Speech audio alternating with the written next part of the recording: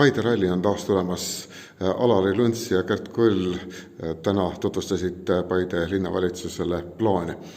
Kui kindel see on, et legendaarsed ajad tulevad tagasi ja Paide saab Paide ralli 40. juubeliks oma ralli tagasi? See on kindel.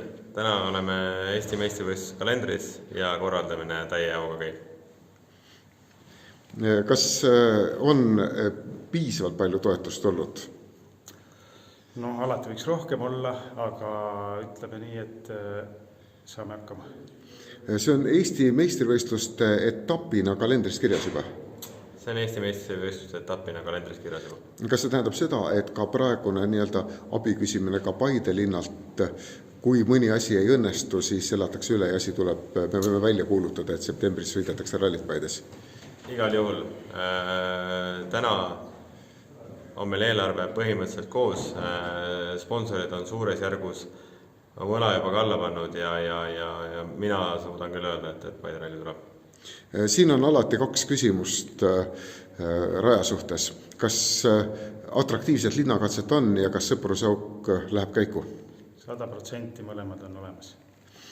On ka möödunud ajast meeles see, et kõige dramaatilisemas kohas, mis üldse Järvamaa ralliradade leid on Sõprusaugus, on korraldatud selline organiseeritud vaatamine, kas see on ka plaanis?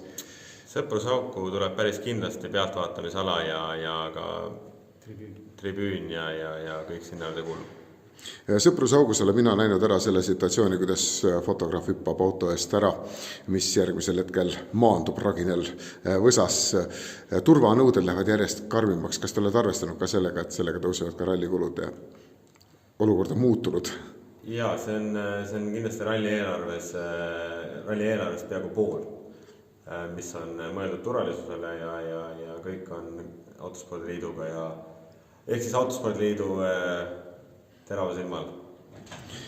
Millega peavad arvestama needsamad pealtvaatajad võrreldes varasemate aegadega, mis on lubatud, mis ei ole lubatud? On need asjad juba nii kaugel plaanis? No, eks me järjest plaanime, aga kindlasti, mis ma saan öelda, täna on Sõprusaugus on vaade oluliselt parem kui oli siis, et me saame pealtvaatamisala viia palju kaugemale. Sealt on kõik mets maha võetud, küll on sinna istutatud värsked istikud, aga oleme ka riigimetskonna esindajaga juba koha peal käinud ja tundub, et saame kaugele. Ja kõige olulisem küsimus, kas meie kõige kuulsama Oti nimi, kõige kuulsam Ott Leplandi ees on juba kirjas? Ei ole kahjuks. Ei oskagi isegi sellele vastata, kas on võimalik, et ta siin üldse sõidab, et sellega nüüd läheb veel ilmselt aega selle info. Aga see lootus päriselt kustunud ei ole?